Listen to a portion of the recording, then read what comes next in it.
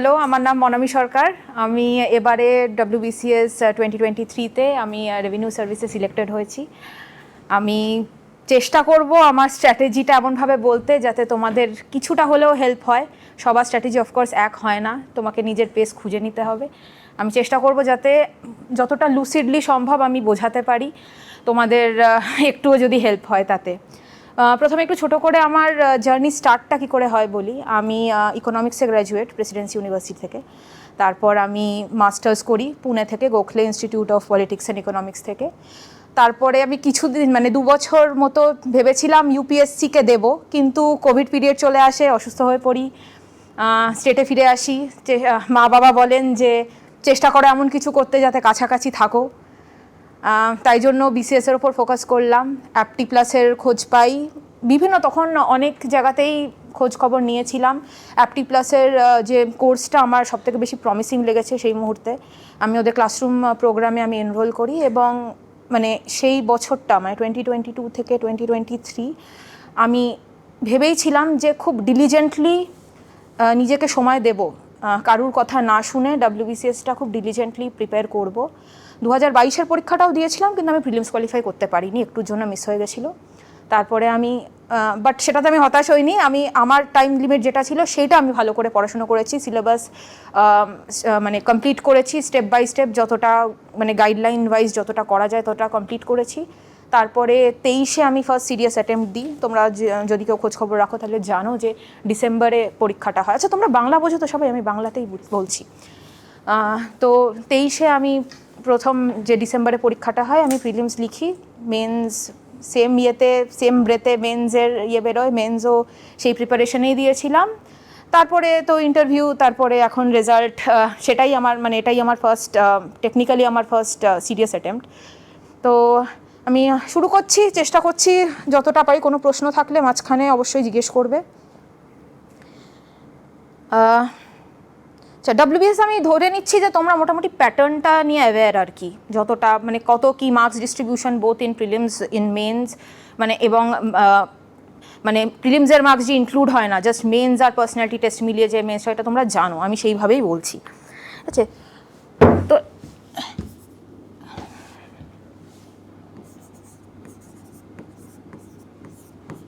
আমার হাতের লেখাটাকে একটু এক্সকিউজ করো, কারণ এখানে তো খুব একটা ইমপ্রুভ করার জায়গা নেই। তো প্রথমে 3টে এলিমেন্টস যেটা আমি মনে করি, সেটা হচ্ছে, একটা হচ্ছে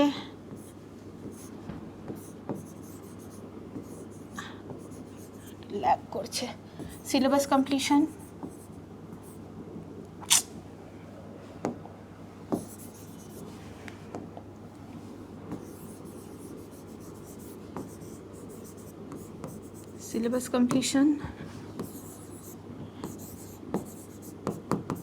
revision plus MCQ plus mock test এই 3টে হচ্ছে তোমার এলিমেন্ট। তোমাকে এই 3টে তিনটেরই প্রত্যেকটারই কিছু না কিছু ইম্পর্টেন্স আছে, এবং আমি সেটা বলে দেবো কি ইম্পর্টেন্স আছে। প্লিজ সিলেবাস কমপ্লিশনটা আসি। সিলেবাস কমপ্লিশন বলতে আমি বলছি যে সব কিছু কখনোই জানবে না তোমরা, সব কিছু জানা সম্ভব নয়। তোমাকে দেখতে হবে যে তুমি প্যাটার্ন, প্রিভিয়াস ইয়ার প্যাটার্ন বুঝে, এর 3টে কম্পোনেন্ট আছে। একটা হচ্ছে তোমার টেক্সট বুক প্লাস মেটেরিয়াল, একটা হচ্ছে PYQs, ঠিক আছে? BCS-এর সিলেবাস কিন্তু এভরিথিং আন্ডার দ্য সান, কোথাও ভালো করে মেনশন করা নেই যে কী পড়তে হবে আর কি ছাড়তে হবে। সুতরাং তুমি যে কোনো স্ট্যান্ডার্ড বই, এবং এখানেই অ্যাকচুয়ালি কাজটা হচ্ছে ক্লাসরুম ইয়ের। তোমরা যদি কেউ Sukamal sir, Partha sir, Sudipta sir, এদাদের যদি তোমরা পাও, you are already in good hands, ঠিক আছে?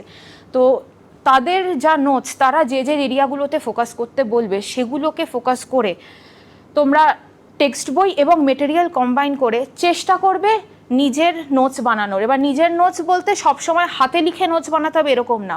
বইটা যখন পড়ছো সেগুলোকে ইম্পর্টেন্ট এরিয়াগুলো সেটা PYQ দেখে বুঝতে পারবে, PYQ এবং স্যারেদের গাইডলাইন থেকে বুঝতে পারবে যে ইম্পর্টেন্ট যে এরিয়াগুলো সেগুলোকে তোমাকে মার্ক করে ফেলতে হবে। সেগুলো, বই হচ্ছে তোমার বাইবেল, বই তোমাকে পড়তেই হবে, শুধু নোটসে কিন্তু হবে না, বই পড়তে হবে। আমি অন্তত বই পড়েছিলাম। তোমরা যদি বলো আমি আমার সোর্সগুলো আমি বলতে পারি, যদি তোমরা চাও আমি বলে দেবো, সেটা আমি পরে বলে দিচ্ছি, তোমরা বলে দেবো। তো টেক্সট বুক এবং মেটেরিয়াল দুটো মিলিয়ে তোমাকে পড়তে হবে এবং সঙ্গে সঙ্গে পিওয়াইকিউটা দেখতে হবে যে কোন এরিয়া থেকে কোয়েশ্চেন আসছে, সেটা ফোকাস করে তোমাকে সেইভাবে পড়তে হবে। নেক্সট হচ্ছে রিভিশন প্লাস এমসিকিউ। সোর্স বেশি হবে না, সোর্স কিন্তু সবসময় লিমিটেড হবে। 10টা বই পড়ে দিলাম, কোনোটা মনে রাখতে পারলাম না, এটা করে কিন্তু কোনো লাভ হবে না। তোমাদের হচ্ছে সোর্স লিমিটেড হবে, যে কোনো স্ট্যান্ডার্ড বই তুলে নেবে এবং মেটেরিয়াল নিয়ে দুটোকে কোঅর্ডিনেট করে, দুটোকে সাপ্লিমেন্ট করে, মেটেরিয়ালটা দিয়ে টেক্সট বুকটাকে সাপ্লিমেন্ট করে বা ভাইসি ভার্সা করে তোমাদের কিন্তু সবকটা টপিক কভার করতে হবে। আর পিওয়াইকিউ দেখে বুঝতে হবে কোনটা ইম্পর্টেন্ট। হলো রিভিশন লিমিটেড, সেই লিমিটেড সোর্সগুলোকেই বারবার করে পড়া। লক্ষ্মীকান্ত আমি 5 বার পড়েছি মিনিমাম, প্লাস সেখান থেকে যে নোটস স্যারেদের, যে পার্থ স্যারের যে নোটস, সেটা বোধহয় মানে আমি খাতাটা আনলে তোমাদের দেখাতাম, কিন্তু সেটা মানে 12-13 বার, মানে খাতাটা দেখে চেনা যায় না, এরকম মানে ছিঁড়ে গেছে খাতাটা, এরকম অবস্থা। বারবার পড়তে হবে। রিভিশন বারবার একই সোর্স থেকে দেওয়ার ইম্পর্টেন্সটা যেটাকে বলে না, সেটা হচ্ছে যে তুমি যখন পরীক্ষা দেবে তোমার একটা আইডেন্টিক মেমোরি কাজ করবে, তোমার অটোমেটিক্যালি মনে পড়বে তুমি কী লিখেছিলে, কীভাবে লিখেছিলে। তাতে তোমার কিন্তু আনসার অনেক সময় যদি ঠিকটা নাও জানো, তুমি কিন্তু এলিমিনেট করতে পারবে। এটা কিন্তু খুব বড় একটা ইয়ে। সাথে এমসিকিউ করলে তুমি অনেক এমন কোয়েশ্চেন জানতে পারবে যেগুলো কিন্তু কোনো বইতে থাকবে না। কিছু এমন কোয়েশ্চেন হয়, কিছু তুলে দেয় অনেক জায়গা থেকে, এবং এই পরীক্ষাগুলোর বৈশিষ্ট্যই এটা যে একটা প্রত্যেক গভর্নমেন্ট এক্সাম থেকে মানে এরকম একটা মানে ইয়ে থেকে একটা জিনিস থেকে ওরা কিন্তু কোয়েশ্চেন অনেক জায়গা থেকে কমন পায়। বিভিন্ন পরীক্ষাতে যা যা প্রশ্ন এসছে সেগুলো যদি তুমি জানো, হাই চান্সেস যে তুমি কিছু না কিছু কমন পাবে কোথাও না কোথাও। তো এমসিকিউ কিন্তু একদম ছাড়লে চলবে না। শুধু বিসিএস এর প্রিভিয়াস ইয়ার নয়, ইউপিএসসি থেকে শুরু করে সিজিএল, যে সমস্ত বড় বড় পরীক্ষা আছে আমাদের, অন্য স্টেটের পিএসসি যেগুলো পরীক্ষা নেয়, সেইগুলো তোমাদেরকে কিন্তু ভালো করে সেগুলো গো থ্রু করতে হবে। এবং সেগুলো কিন্তু, এবং শুধু সেই কোয়েশ্চেনগুলো নয়, যে টপিকটা থেকে কোয়েশ্চেন আসছে সেইটা কিন্তু নিজেকে একটু সেটার উপর রিসার্চ করে কিন্তু তোমাকে সাপ্লিমেন্ট করতে হবে তোমার মেটেরিয়ালের সাথে।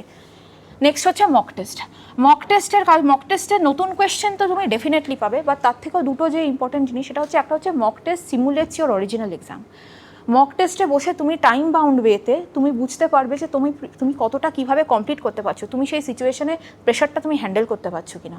আর নেক্সট হচ্ছে both absolute and comparative analysis of your preparation, which means তুমি নিজে আগের বারের থেকে কতটা বেটার হলে, তুমি রিভিশন করার পর তুমি এক অবস্থায় মক টেস্ট দিয়েছো, 2বার রিভিশন করে আবার সেই মক টেস্টটা দিয়েছো, তুমি কতটা তুমি পারছো, তোমার রিটেনশন কতটা ইনক্রিমেন্ট করলে, এবং তোমার স্যাটিসফ্যাক্টরি রেজাল্টে নিয়ে যেতে গেলে তোমাকে আরও কতবার রিভাইজ করতে পারবে, তুমি সেটা জানতে পারবে। আর যদি আমার মতো হও, আমি ক্লাসরুম মক্সই দিয়েছিলাম, ক্লাসরুম মক্স যদি দাও তাহলে একটা কম্প্যারেটিভ অ্যানালিসিস পাবে। তোমার পিয়ার্সরা যারা তোমার সাথে পড়াশোনা করছে তাদের আগেনস্টে তোমার পারফরমেন্স কেমন, সেটা কিন্তু তোমাকে একটা অবজেক্টিভ আইডিয়া দেবে যে তুমি অ্যাকচুয়াল এক্সামে গিয়ে কীরকম পারফর্ম করতে পারো। এই দুটোর জন্য মক টেস্ট কিন্তু ভীষণভাবে ইম্পর্টেন্ট। এবার সিলেবাস কিন্তু 100% কমপ্লিট করার অপেক্ষা করবে না কেউ।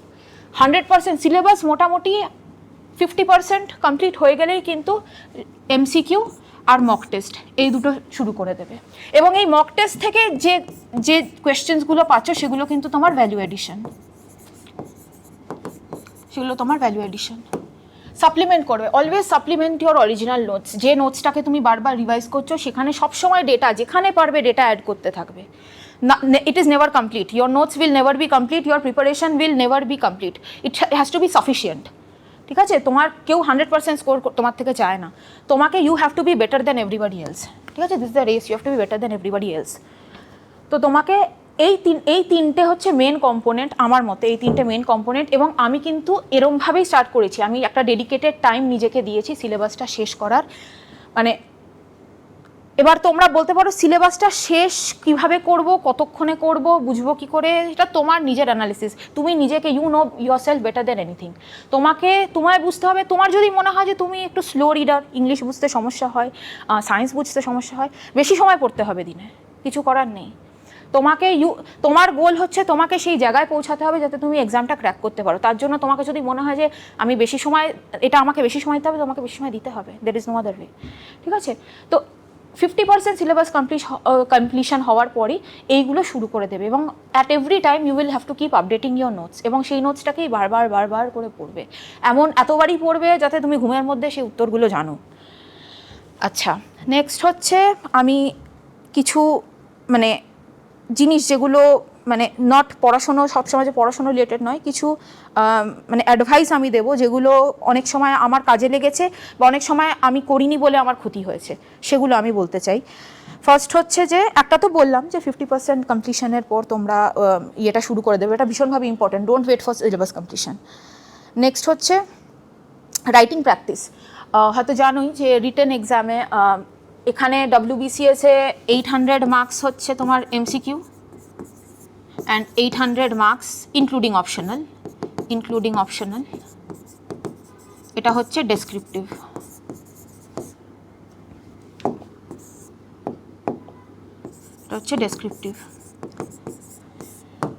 এখানে এই MCQ marks is not a game changer. MCQ marks যারা মোটামুটি পরীক্ষা দিচ্ছে, প্রিলিমস যারা ক্লিয়ার করে তোমার সাথে মেন্স দেবে, তাদের মোটামুটি সকলের পারফরমেন্স কিন্তু অলমোস্ট মোরারলেস, যারা ভালো যারা ইন্টারভিউ কল পাবে তাদের মোটামুটি কিন্তু 20 to 30 মার্কসের মধ্যেই থাকে প্লাস মাইনাস। সুতরাং এখানে তোমার কিছু করার জায়গা নেই, অবভিয়াসলি দিস ম্যাটার্স অবভিয়াসলি, কিন্তু এখানে তোমার যে সাকসেসটা গ্যারেন্টি করবে সেটা কিন্তু ডেসক্রিপটিভ পেপার। সো তো মানে ডেসক্রিপটিভ রাইটিং, ইংলিশ বাংলা লেখা, যে যেটাতে উইক বেশি, কেউ ইংলিশে বেশি উইক, যে বাংলায় বেশি উইক, ভয় পেলে চলবে না, লেখা শুরু করতে হবে, যা মনে আসছে, যেটুকুনি পারছো সেটুকুনি লেখো। ভুল ভাল যা কেউ চেক করছে, তুমি দেখছো 40-এ তোমাকে 5 দিচ্ছে, 10 দিচ্ছে, নো প্রবলেম, লিখবে। পরীক্ষায় গিয়ে হাত থেকে লেখা বেরোয় না টেনশনে, তোমার পরীক্ষায় গিয়ে কিন্তু তুমি মাথায় অনেক আইডিয়াস থাকবে, কিন্তু সেটাকে সাজিয়ে লেখার যে আর্টটা, সেটাকে কিন্তু তোমার প্র্যাকটিস থেকেই আসবে। যা মনে আসছে লিখবে, কোনো টপিক দেখবে, কোনো প্রিভিয়াস ইয়ারের টপিক ধরে, বা নিউজ পেপারে কোনো আর্টিকেল পড়লে, কোনো কিছু একটা বড় নিউজ হয়েছে সেটা নিয়ে লিখলে, কিন্তু লেখাটা কিন্তু প্র্যাকটিস করতে হবে ভীষণভাবে, এটা একটা। আর নেক্সট হচ্ছে আমি ম্যাথসটা আগে বলছি, অপশনালটা কি এখন বলবো? আচ্ছা, অপশনালটা বলে দিচ্ছি। আমার অপশনাল ছিল সাইকোলজি। আমি অ্যাডভাইস করব যাদের কমন অপশনাল, মানে যারা মানে এমন অপশনাল দিচ্ছ যেখানে অনেক ক্যান্ডিডেট পরীক্ষা দেয়, মানে সাইকোলজি, সোশিওলজি, অ্যানথ্রোপোলজি, এগুলো কিন্তু যারা দিচ্ছ তারা চেষ্টা করবে নিজের আনসারটাকে একটু ইউনিক বানানোর। সেটা কিন্তু অনেক ইনস্টিটিউট তোমাকে আনসার লিখে দিয়ে দেবে, সেটা বলবে সেটা পড়ে সেটা লিখে আসলেই হয়ে যাবে, হয়তো যাবে, কিন্তু আমার মনে হয় তোমাকে you have to be, your answer script has to stand out, there has to be something unique, there has to be something novel in your writing, যেটা দেখে এক্সামিনার অ্যাট্রাক্টেড হবে, সে পড়বে তোমার লেখাটা।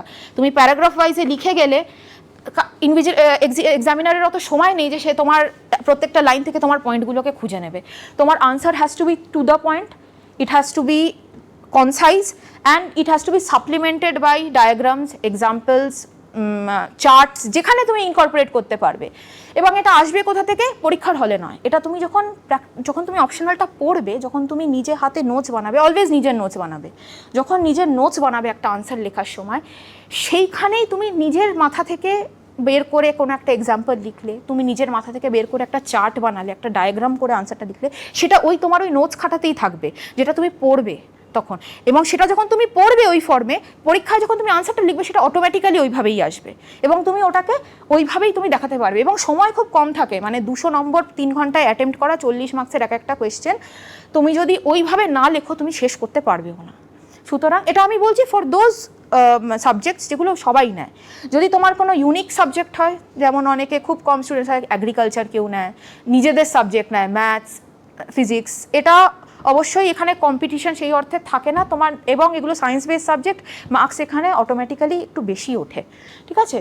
তো যদি সেরকম সাবজেক্ট হয় তাহলে সেটা নিয়ে দরকার নেই, কিন্তু যদি তুমি এরকম সাবজেক্ট হও তাহলে কিন্তু অবশ্যই নিজের নোটস বানাবে এবং চেষ্টা করবে নিজের আনসারটাকে অন্যদের থেকে কিছু এমন দিতে যাতে it sets it apart from the crowd, ঠিক আছে? নেক্সট হচ্ছে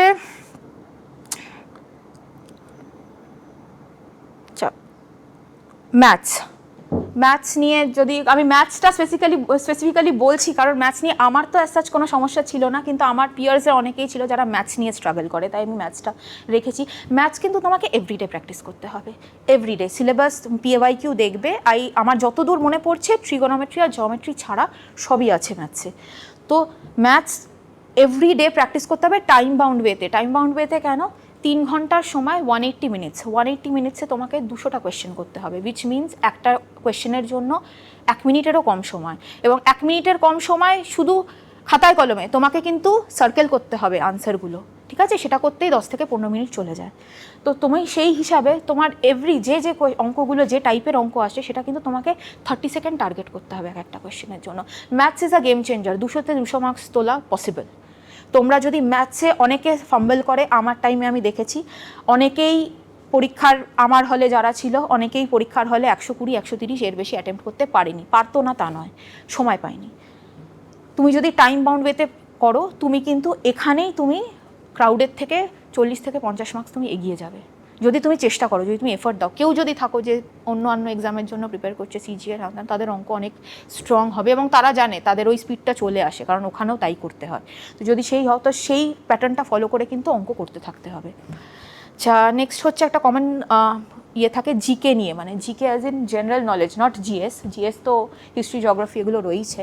জিকে অ্যাজ ইন যে অ্যাবস্ট্রাক্ট যে সেকশনসগুলো আসে, এবার সেটার জন্য আমার নিজেরও কমই বলার আছে, কারণ এটা সত্যিই খুবই লাক বেসড এবং it's quite possible that you study everything, every material, and you remember every material, but still do not get anything common. It's quite possible, ঠিক আছে? তো but know this, that তোমার সাথে যেটা হচ্ছে সেটা তোমার কম্পিটিটার্সদের সাথেও হচ্ছে, ঠিক আছে? সুতরাং ভয় পাওয়ার কোনো কারণ নেই। মেন যে সোর্সেসগুলো আমি দেখেছি মোটামুটি কমন আসে, একটা হচ্ছে লুসেন্টের বই, যদি কেউ জানো, লুসেন্টের যে জিকের বইটা আছে, লুসেন্টের বইটা চেষ্টা করবে ওটা পুরোটা পড়ার এন্ড টু এন্ড। তারপরে রয়েছে কারেন্ট অ্যাফেয়ার্স খুব ভালো সোর্স। অ্যাপটি প্লাসের যে gadget, WBCS and IAS gadget, ভীষণ ভালো সোর্স। জাস্ট MCQ বেসিসে হলে পয়েন্টগুলো শর্ট আউট করে নেবে, আর নিজের আন্ডারস্ট্যান্ডিং যদি বাড়াতে চাও তাহলে অবশ্যই এন্ড টু এন্ড পড়বে। আর পেছনে কোয়েশ্চেনও থাকে, I think that is also very helpful. তো সে তুমি বুঝতে পারবে তুমি কতটা ভালো করে পড়েছো। তো এইটা। আর নেক্সট হচ্ছে আইডিয়ালি নিউজ পেপার পড়ার চেষ্টা করবে। নিউজ পেপার পড়া হয় না রোজ, অনেকে চাকরি করে, অনেকের অন্য কমিটমেন্টস আছে ফ্যামিলিতে, অনেকেই পারে না নিউজ পেপার পড়তে, কিন্তু মাঝে মাঝে খবরের কাগজটা খুলে একটু পড়বে। কেন বলছি? শুধু জিকের জন্য নয়, খবরের কাগজের যে লেখা স্টাইলটা, স্পেশালি যেটাতে তোমরা উইক, কেউ যদি বাংলায় উইক হও তাহলে বাংলা খবরের কাগজ, যদি ইংলিশে উইক হও তাহলে ইংলিশের খবরের কাগজ, চেষ্টা করবে খুলে এডিটোরিয়াল সেকশনটা অন্তত একটু ভালো করে পড়ার, তাতে তোমার আন্ডারস্ট্যান্ডিং বাড়বে। এবং তুমি লেখার কিভাবে একটা ফর্মাল লেখা হয়, রিপোর্ট রাইটিংয়ে একটা ফর্মাল লেখা কিভাবে, মানে সেন্টেন্সের কনস্ট্রাকশন কিভাবে হয়, কোথায় কোথায় তোমাকে কোটেশন দিতে হয়, এই জিনিসগুলোর আইডিয়া পাবে। এবং তোমার এই আন্ডারস্ট্যান্ডিংটা কিন্তু তোমার জিএসেও মানে অনেকটা কাজে লাগবে, বুঝতে সাহায্য করে, তুমি অ্যাপ্লিকেশন পাবে কি করে তুমি জিএসে যেগুলো পড়ছো সেগুলোকে কিন্তু কানেক্ট করতে পারবে বুঝে। এর আরেকটাও ইম্পর্টেন্স আছে, সেটা আমি বলছি। নেক্সট হচ্ছে পার্সোনালিটি টেস্ট নিয়ে বলবো। পার্সোনালিটি টেস্ট হচ্ছে, as the name suggest, it is personality test, it is not an interview. ওখানে কিন্তু তোমার নলেজ টেস্ট হবে না, তোমার নলেজ টেস্ট হয়ে গেছে। মেন্স ক্লিয়ার করে যারা ওখানে ইন্টারভিউ দিতে যাচ্ছে, তারা they have already beat thousands of candidate and they have reach that position. তাদের নলেজ নিয়ে কোনো সন্দেহ নেই কোথাও। কিন্তু পার্সোনালিটি টেস্টে তোমার যেটা চেক করা হবে, একটা হচ্ছে তোমার আর্নেস্টনেস অ্যান্ড ডেডিকেশন। তুমি কতটা অনেস্ট, তুমি কতটা তুমি যে কথাগুলো বলছো, do not try to be anybody else, be yourself. তুমি যে কথাগুলো বলছো সেগুলো যেন ভেতর থেকে আসে। ওখানে যারা বসে আছেন অনেক অভিজ্ঞ লোক, তুমি কথা বলার আগেই সে বুঝে যাবে তুমি কি বলতে চাও, ঠিক আছে? সুতরাং তাদেরকে don't try to fool them, they will not be fooled. তোরা হাসবে, তোমার মনে হবে যে I have fooled them, but নম্বরটা কিন্তু তোমাকে কম দিয়ে দেবে। সুতরাং try to be yourself যতটা পারো। আরেকটা জিনিস যেটা টেস্ট করে সেটা হচ্ছে সার্ভিসটার প্রতি তোমার অ্যাটাচমেন্ট এবং সার্ভিসটার প্রতি তোমার যে মানে আন্ডারস্ট্যান্ডিং যতটা। তুমি সিভিল সার্ভেন্ট হতে চলেছো, তোমার যে ইন্টারেস্ট আছে, তুমি যে দেশে কি হচ্ছে, স্টেটে কি হচ্ছে, সেটা নিয়ে তোমার একটা অ্যাওয়ারনেস অ্যান্ড কিউরিওসিটি ন্যাচারালি থাকা দরকার অ্যাজ আ সিভিল সার্ভেন্ট। এটা কিন্তু তারা টেস্ট করবে। তোমার কথাবার্তায় যেন সেটা রিফ্লেক্টেড হয় যে তুমি জেনুইনলি করতে চাও, you are not chasing any dream, যেখানে গাড়ি হবে, সার্ভিস হবে, নিশ্চয়ই ওগুলো মোটিভেশন হিসাবে রাখো, কিন্তু একটা জেনুইন আন্ডারস্ট্যান্ডিং কিন্তু থাকতে হবে। তুমি কিন্তু সারা জীবন এই কাজটা করবে, তো তোমার যদি চাকরিটার প্রতি ভালোবাসা না থাকে তাহলে কিন্তু তুমি বেশি দিন টিকতে পারবে না। এখানেই আসে নিউজ পেপার, যেটা বলছিলাম, নিউজ পেপারে তুমি ওই আন্ডারস্ট্যান্ডিংটা পাবে যে তোমার কান্ট্রিতে, তোমার স্টেটে কি হচ্ছে। তুমি এগুলো যখন বুঝবে, পলিটিক্সের ভেতরে যাবে, সোশিও ইকোনমিক কন্ডিশনসের ভেতরে যাবে, তোমার ন্যাচারালি একটা কিউরিওসিটি, একটা অ্যাটাচমেন্ট আসবে সাবজেক্টগুলোর প্রতি। সেইটা কিন্তু তোমাকে চেষ্টা করতে হবে না, তোমার আনসার্সের মধ্যে ওটা অটোমেটিক্যালি রিফ্লেক্টেড হবে। তো সেই কাজটা যাতে সহজ হয়ে যায়, ইন্টারভিউতে কল পেলাম তখন একটু দেখে গেলাম, সেটা কিন্তু করা একদমই অ্যাডমিসেবল নয়। দেখে যাবে, ডেটাবেস যা যা আছে সেগুলো পড়ে যাবে, কিন্তু সার্ভিসটার প্রতি যে ভালোবাসা সেটা যেন তোমার অর্গ্যানিক হয়। এটাই আমার মনে হয়, this is the only thing that helps. মানে আনসার কেউ সব জানবে না, এবং আনসার না বলতে পারাটা কোনো অপরাধ নয়। ওখানে কিন্তু দে নো যে সবাই সব জানে না, তারা নিজেরাও সব জানে না, সব কিছু জানা সম্ভব নয়, কিন্তু তুমি যাতে তোমার মধ্যে সেই ক্যাপাবিলিটিটা থাকে, সেই নলেজটা থাকে যে তুমি সার্ভিসে ঢুকে সব কিছু শিখতে পারো, বুঝতে পারো এবং ভালোবেসে কাজটা করতে পারো। ঠিক আছে, এটাই আমার মানে প্রিপারেশন বেস স্ট্র্যাটেজি এটাই ছিল। তাছাড়া আমি কিছু মোরাল বাড়ানোর জন্য যে কিছু জিনিস বলতে চাই, সেটা একটা হচ্ছে যে তোমাকে কিন্তু টার্গেট ওরিয়েন্টেড, মানে তোমাকে নিজেকে একটা টাইম দিতে হবে যে আমি এই টাইমের মধ্যে সিলেবাসটা কমপ্লিট করবো, এই টাইমের মধ্যে আমি হিস্ট্রি। অনেকেই আছো, মানে আমি পার্সোনালি ছিলাম, ভীষণভাবে মোটিভেশন নিয়ে স্ট্রাগল করতাম, পরীক্ষাটা এত দেরিতে হয়, সুতরাং মনে হয় কবে হবে, যখন হবে তখন দেখা যাবে, এরকম একটা ধারণা চলে আসে। কিন্তু সেটা করলে হবে না, তোমাকে সিলেবাস কমপ্লিশনটা কিন্তু তোমার সব থেকে আগে। তুমি একটা টাইম সেট করবে যে নেক্সট 2 মাসের মধ্যে আমি হিস্ট্রি জিওগ্রাফি এটা আমি পুরোপুরি কমপ্লিটভাবে পড়বো। এবং সেটা করতে গেলে যে ডেইলি টার্গেটসগুলো লাগবে সেটা তুমি তোমার অনুযায়ী সেট করবে, সেট ইওর ওন পেস। সারা দিন রাত পড়তে হবে না, সারা দিন রাত কেউ পড়তে পারে না, আমিও পড়িনি, কেউ পড়তে পারেও না, যে বলছে সে ভুল বলছে, সম্ভব নয়। তো তুমি তোমাকে নিজেকে টার্গেট দেবে যে আমি এর মধ্যে এটা কমপ্লিট করবো। একদিন একটু বন্ধুদের সাথে একটু বেরোলাম, 1/2 ঘন্টার জন্য কথা বললাম, কারণ we are all human beings, we need recreation. ঠিক আছে, তুমি যদি চাও সারাদিন রাত বসে পড়বো, তুমি কিছুদিন পর নিজেকেই সাস্টেন করতে পারবে না, তোমার মনে হবে যে কি করছি লাইফের সাথে।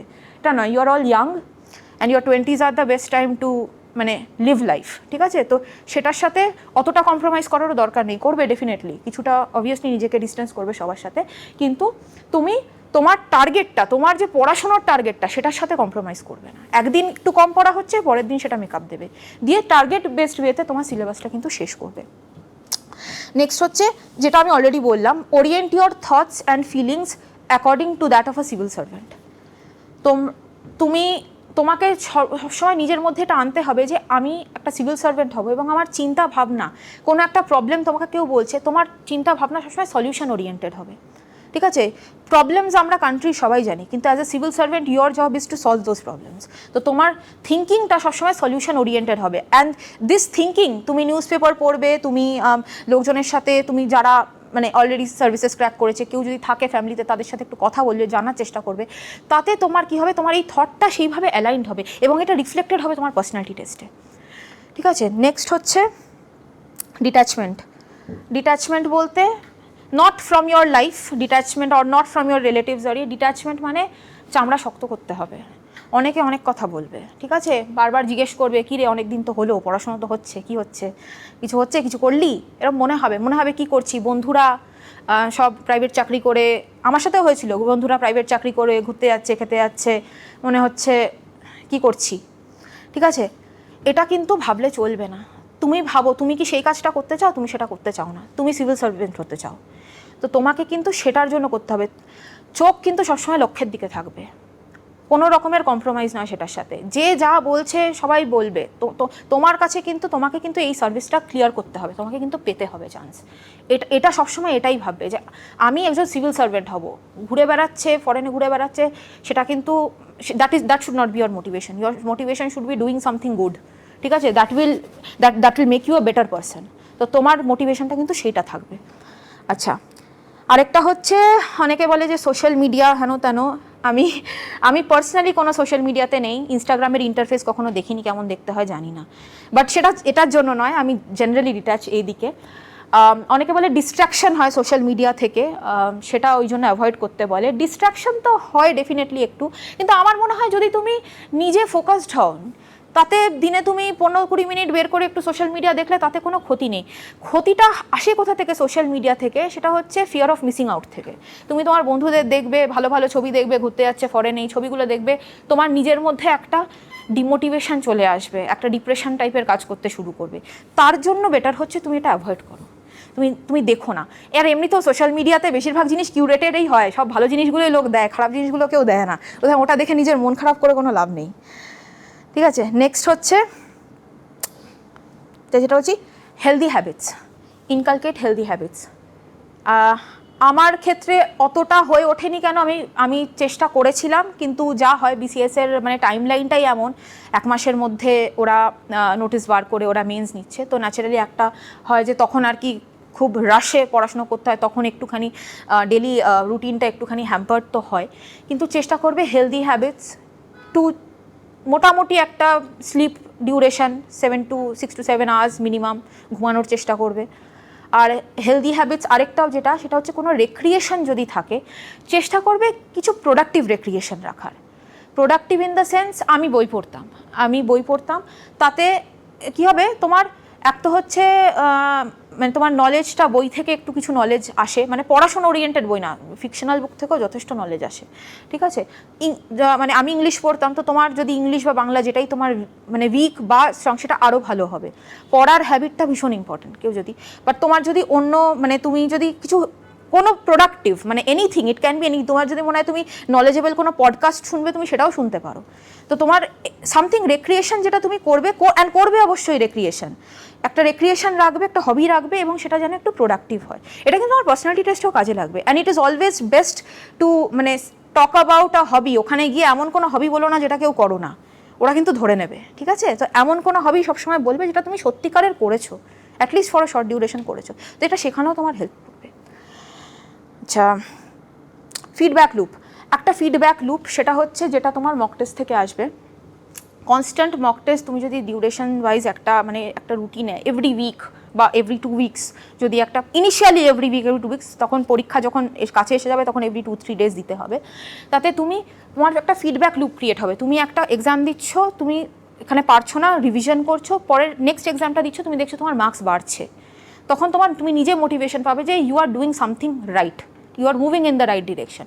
তো তখন তোমার নিজের মধ্যেই you will self reinforce yourself through your scores, ঠিক আছে? ওই জন্য মক টেস্টটাও কিন্তু ভীষণভাবে ইম্পর্টেন্ট। শুধু পড়ে গেলাম, তুমি বুঝতে পারবে না যে তুমি আদৌ প্রগ্রেস করছো কিনা, ঠিক আছে? তো দিস ইজ অল, মতলব এর বাইরে তো আছে অনেক গ্রে এরিয়াস রয়েছে, বাট মেজর পয়েন্টস আমি মোটামুটি যেগুলো আমার হেল্প করেছে বা আমি করতে পারিনি আর আমার ক্ষতি করেছে সেইভাবেই আমি বলেছি। যদি কোনো কোয়েশ্চেন থাকে, I am happy to answer, like anything that you would like to know about any part of the journey, I am happy to explain. Any questions? হ্যাঁ, বুক রিসোর্স আমি বলেছিলাম, ভুলে গেছি। আচ্ছা, ফার্স্ট আমি হিস্ট্রি দিয়ে শুরু করছি। হিস্ট্রিতে ফর মেডিভাল অ্যান্ড এনশিয়েন্ট আমি পুনম দালাল দহিয়া পড়েছি, ঠিক আছে? ওটাই আমার প্রাইমারি বুক ছিল, এবং এনশিয়েন্টের আমার নিজের নোটস আছে, পুনম দালাল দহিয়া থেকেই বানানো আমার নোটস আছে। মেডিভালের জন্য আমি বানাতাম, কিন্তু আমার মানে আই নেভার গট দেয়ার, মানে অতটা সোজা হয়নি, সময় পাইনি আর অতটা। বাট বই দিয়ে মানে medieval I think there are only 4 to 5 chapters, মানে you can easily cover from book itself. এনশিয়েন্টে there is like 8+ to 9 chapters. তো বেস্ট হচ্ছে যদি নোটস বানাতে পারো, আর না হলে বই থেকেই আন্ডারলাইন করে পড়বে। যখন অ্যাড করার হবে বইতেই লিখবে, বই নোংরা করতে ভয় পাবে না, বই মানে বইতে লেখা দেখা যাবে না, বই এরকম হয়ে গেছে আমার লক্ষ্মীকান্ত, ঠিক আছে? Don't be scared to dirty your book, ঠিক আছে? তো ওখানে তুমি অ্যাড করে তুমি পড়বে। পুনম দালাল দহিয়া ওয়াজ মাই প্রাইমারি সোর্স। আর কিছু যদি এক্সট্রা তোমার মনে হয় বুঝতে পারছো না, আর একটু নলেজ লাগবে, online information, online is a মানে রিপোজিটরি অফ ইনফরমেশান, ওখান থেকে তুমি পাবেই। অনেক আরও ওয়েল নোন বই আছে, এনসিআরটি অনেকে বলে, আমি এনসিআরটি মানে পড়েছি, মানে আমি আমার ইউপিএসসি প্রিপারেশনের সময় একবার রিড আউট করেছিলাম, কিন্তু তারপরে আমি কিন্তু এনসিআরটি আর পড়িনি। কেউ যদি ভাবো ওখান থেকে পড়ে ইম্পর্টেন্ট পয়েন্টসগুলো ইউ নোটেড ডাউন, ঠিক আছে? সেকেন্ড টাইম পড়ার দরকার নেই, অ্যাটলিস্ট নট ফর কেউ যদি ইউপিএসসি যদি কেউ অ্যাসপিরেন্ট থাকো, then definitely read NCERT very well. আচ্ছা, for Indian national movement, INM এর জন্য spectrum, both for UPSC and for WBCS spectrum. আমি স্পেকট্রাম পড়েছি, কিছু ইনফরমেশান অ্যাডিশনাল থাকলে সেগুলো বাইরের সোর্স থেকে করে নিজের নোটস বানিয়েছি। কিছু কিছু জায়গা যেগুলো অত ভালো করে নেই, যেমন নিউজ পেপার সোর্সেস আছে, পেছনে একটা পেজ আছে স্পেকট্রামে যেখানে নিউজ পেপার দেওয়া আছে, কিন্তু তাছাড়াও অনেক আছে, ওখানে অনেক কিছু মেনশন নেই। তো এগুলো তুমি যখন এমসিকিউ মক টেস্ট দেবে তখন তুমি বুঝতে পারবে। তুমি অন্য অন্য সোর্স থেকে এই ফ্যাক্ট বেসড যে এগুলোকে তুমি নিজের নোটস বানিয়ে পড়বে, আর সাথে স্পেকট্রামের বইটাও পড়বে। স্পেকট্রামের বইতে টাইম লাইনটা খুব ক্লিয়ার রয়েছে, টাইম লাইনটা অ্যান্ড আইডিওলজিক্যাল কিছু জিনিস সেগুলো খুব ভালো করে রয়েছে, তুমি বুঝতে পারবে। মানে বুঝলে তোমার, যত তুমি বুঝবে একটা সাবজেক্ট, তোমার মুখস্থ করার নেসেসিটি কমে যাবে। চেষ্টা করবে যত কম মুখস্থ করা যায়, কারণ মুখস্থ করাটা সবথেকে কঠিন কাজ। আচ্ছা, নেক্সট হচ্ছে জিওগ্রাফি। জিওগ্রাফিতে আমার প্রাইমারি সোর্স বলতে মানে বই তো ছিল, কিন্তু ইকুইভ্যালেন্ট সোর্স একটা ছিল। এখানে যদি কেউ সুদীপ্ত স্যারের যদি ক্লাস করো তাহলে ওনার যে নোটস সেটা কিন্তু আমার মানে ইট ওয়াজ মানে অন পার উইথ বুক। ঠিক আছে, বুক খুল্লার, উনিই বলেছিলেন খুল্লার, আমি খুল্লার থেকেই পড়েছি। যে জায়গাগুলো মনে হয়েছে আমার একটু ক্ল্যারিটি দরকার, আর একটু ইনফরমেশন দরকার, আমি খুল্লার থেকে সাপ্লিমেন্ট করে নিয়েছি। কিন্তু ওই স্যারের ওই খাতাটাই কিন্তু আমার মেন খাতা ছিল। নেক্সট হচ্ছে পলিটি যদি কেউ পার্থ স্যারের স্টুডেন্ট হও, do not worry about anything else, that note copy is your Bible. ঠিক আছে, লক্ষ্মীকান্ত আমি পার্সোনালি পড়েছি 4 থেকে 5 বার আমার ইউপিএসসি প্রিপারেশনের টাইমে। লক্ষ্মীকান্ত কিছু জায়গায় প্রয়োজন হতে পারে, যদি লাগে লক্ষ্মীকান্ত খুলে একটু দেখে নেবে, কিছু আন্ডারস্ট্যান্ডিংয়ে কোনো প্রবলেম হলে। আর নাহলে তো স্যার আছেই বোঝানোর জন্য, মানে he is available at all Times. আমি ভীষণ বিরক্ত করেছি ফোন করে করে। তুমি স্যারের ওই খাতাটা যে মানে রয়েছে, প্রত্যেকটা আর্টিকেল অনেকেরই মুখস্থ করতে প্রবলেম হয়। Don't be ashamed to make your own acronym. বোকা যা মাথায় আসছে অ্যাক্রোনিম বানিয়ে কিছু একটা বানিয়ে মানে যেভাবে হোক মনে রাখবে, তোমার কাজ মনে রাখা। মানে no method is too outdated or too silly. ঠিক আছে, তোমার গোল হচ্ছে ক্র্যাক করা। আচ্ছা, নেক্সট পলিটির পর ইকোনমিক্সও সুকোমল স্যারের খাতা। সুকোমল স্যারের খাতা হচ্ছে, ইকোনমিক্সটা এমন সাবজেক্ট যেখানে শুধু খাতাটা পড়লে হয় না, কারণ ডেটা বেসড, ফ্যাক্ট বেসড। ঠিক আছে, এভরি ইয়ার এগুলো আপডেট হতে থাকে। হ্যাঁ, স্যারের কাছে তোমরা যদি কেউ এখন কিন্তু তোমরা যখন দেবে মেন্স, তখন তোমরা পাস স্টুডেন্ট হয়ে যাবে। স্যার কিন্তু ভীষণ হেল্পফুল। তুমি বললে উনি সেই বছরের যে বাজেট, ট্রেড রিপোর্ট, এই সব কিন্তু উনি তোমাকে, ওনার নোটস কিন্তু তোমাকে পাঠিয়ে দেবে। ওনাকে চাইবে, উনি পাঠিয়ে দেবেন। মেন্সে এবারে ট্রেড রিপোর্ট থেকে প্রায়, প্রিলিমস অ্যান্ড মেন্সে ট্রেড রিপোর্ট থেকে প্রায় 4 থেকে 5টা কোয়েশ্চেন এসছে কারেন্ট থেকে। ঠিক আছে, তো এই ডেটাগুলো কিন্তু স্কিপ করবে না। স্যারের নোটসে যেটা রয়েছে, যেটুকুনি থিওরিটিক্যাল সেটুকুনি স্যারের নোটস থেকে পড়ে নেবে। আরেকটা বই আছে রমেশ সিং রয়েছে, ওই বইটা থেকে কনসেপচুয়াল আমার লাগেনি, কারণ আমি ইকোনমিক্সের স্টুডেন্ট। ঠিক আছে, কিন্তু অনেকের ইকোনমিক্সে কনসেপচুয়ালি প্রবলেম হয়। তো সেখানে যদি পাচ্ছ না স্যারকে বা কিছু আন্ডারস্ট্যান্ডিংয়ে হচ্ছে, নিজে আরেকটু বুঝতে চাই, ওই রমেশ সিংয়ের বইটা হেল্প নিতে পারো। ফর সায়েন্সে কি আমি ফলো করেছি এনসাইক্লোপিডিয়া ফর সায়েন্স, যেটা আরিহান্তের আসে, ওই বইটা ফলো করেছি। ফর ফিজিক্স, কেমিস্ট্রি, বায়োলজি তিনটেই ওখান থেকে পড়েছি। বায়োলজিতে আমি পার্সোনালি একটু উইক ছিলাম, তাই জন্য ইনিশিয়ালি আমি লুসেন্ট থেকে পড়েছিলাম বায়োলজি সেকশনটা। কিন্তু পরে মনে হলো যে মেন্স যখন দিতে যাচ্ছি, তখন মনে হলো যে মানে ডিসসার্ভিস হবে একটা সাবজেক্টের প্রতি, শুধু যদি একটা লুসেন্টের মানে একটা জিকে বই পড়ে যাই। তাই তখন আমি ওই এনসাইক্লোপিডিয়া থেকেই বায়োলজিটা পড়েছিলাম। তো ওখান থেকে তুমি যে আন্ডারস্ট্যান্ডিং এবং যে ওখানে ওর পেছনেও এমসিকিউ আছে, বাই দ্য ওয়ে, ওই চ্যাপ্টার ওয়াইজ এমসিকিউ রয়েছে ওই বইটার পেছনেও। তো ওই এমসিকিউগুলো করবে, ওগুলো বিভিন্ন মানে রাজস্থান অ্যাডমিনিস্ট্রেটিভ সার্ভিসেস, ইউপিপিএসসি, এই সবের পাস্ট ইয়ার কোয়েশ্চেন ওগুলো ওখানে থাকে। তো ওগুলো দেখলেও তোমরা একটা আইডিয়া পাবে। সায়েন্স আর কি, ম্যাথস তো বলে দিলাম। ম্যাথস প্র্যাকটিস করতে হলে আমি সাজেস্ট করব সিজিএলের পাস্ট ইয়ারের যে কোনো বই তুলে নিতে, ওখান থেকে টাইম বাউন্ড ওয়েতে। অঙ্কে কোথাও বিশেষ মানে যেখান থেকেই নেবে একই, কিন্তু প্যাটার্নটা ইম্পর্টেন্ট। মানে অঙ্ক এমনই দেবে যেটা 1 মিনিটের মধ্যে তুমি করতে পারবে, এমন অঙ্ক দেবে না যেটা তোমাকে লিখে ওইভাবে করতে হবে। সুতরাং যে কোনো সিজিএলের বই তুলে নেবে, দিয়ে ওইখান থেকে এভরিডে প্র্যাকটিস করবে। Anything I missing, any other subject? GK বলে দিয়েছি। ইংলিশ আমার পার্সোনালি বাংলার থেকে ইংলিশটা স্ট্রং। ইংলিশ পড়ার তো কিছু নেই, ইংলিশ তোমাকে লিখতে হবে। ইংলিশ পড়বে, যেটুকুনি পড়বে ওই একই ব্যাপার, ওই সিজিএল প্যাটার্নেরই আসে, প্রিলিমসে যেটুকুনি আসে 25 মার্কস, ওটা সিজিএল প্যাটার্নেরই। টেক এনি বুক, স্যারেরা রয়েছেন গ্রামার পড়াচ্ছে, গ্রামারের ওই রুলসগুলো সেগুলো পড়ে questions solve, question MCQs from any book, that is more than enough. And for descriptive, লেখা শুরু করো। স্যারেরা এখানে রাইটিং, নিশা ম্যাম ইজ মানে ভেরি অ্যাকোমোডেটিভ। তুমি বললে, তুমি যদি মানে তোমার ব্যাচ শেষও হয়ে যায়, তুমি ওনাকে লেখা পাঠালে she will get it checked from your teachers, ঠিক আছে? তো তুমি লেখা প্র্যাকটিস করো, সেটাকে চেক করাও, পড়ো, নিউজ পেপারটা চেষ্টা করো পড়ার, হয়ে ওঠে না সবসময়, বাট চেষ্টা করো। আমার যেহেতু বাংলাটা একটু উইক ছিল, আমি বাংলাটা পড়তাম। তো তোমাদের যদি ইংলিশ উইক হয়, তোমরা ইংলিশটা পড়ো, আইদার হিন্দু আর ইন্ডিয়ান এক্সপ্রেস। আমি হিন্দু পড়তাম, but I think Indian Express এখন একটু বেটার, আই থিঙ্ক। তো ইন্ডিয়ান এক্সপ্রেস। আর ফর বাংলা সেম জিনিস, বাংলা তো আর এখানে প্রিলিমসে নেই, মেনসেই যা আছে আছে। তো ওটা বাংলাটা একটা নিউজ পেপার ধরে পড়ো, লেখো। যে লেখার যে স্টাইলটা, মানে খুব ছোট ছোট জিনিসে, মানে অনেকেই করে যে রিপোর্ট রাইটিংয়ে এসের মতো লিখে আসছে। Report writing is not an essay. তোমার ল্যাঙ্গুয়েজটা হতে হবে on per with that of a reporter. সেই ল্যাঙ্গুয়েজটা কী হবে সেটা তুমি নিউজ পেপারে একটা অরিজিনাল রিপোর্ট দেখলেই বুঝতে পারবে যে সেন্টেন্স কনস্ট্রাকশন কীরমভাবে হয়, ঠিক আছে? এটা বাংলায়। আর কিছু বাংলাতে not that I can remember. English এসের একটা বই হয়, সেটা সরি বলে দেবেন, এসের একটা বই হয়, কিন্তু এসে বই হেল্প করে না। মানে এবারে মেনসে যা এসছিল, এবারে মানে এসে ডিড নট, মানে এসের কোনো বই, মানে সবই স্কিম বেসড মানে লিখতে দিয়েছিল। And one was on ageing, আমি এজিং নিয়ে লিখেছিলাম, but it was easy for me because আমি সাইকোলজি স্টুডেন্ট, তো আমার পক্ষে ওটা লেখা সোজা হয়েছে। বাট এরকম আননোন টপিক আসতেই পারে, তো তোমাকে অন স্পট ভেবে লিখতে হবে। পড়ার এসে লেখার কিছু কিছু রুলস হয়, রুলস ইন দ্য সেন্স তোমার কিভাবে তোমার এসেটা ডিরেকশন পাবে। এটা যদি কোনো ইউপিএসসি কোনো ইংলিশ টিচারের ক্লাস ফলো করো, আমি বলবো সেটা খুব একটু বেটার হবে।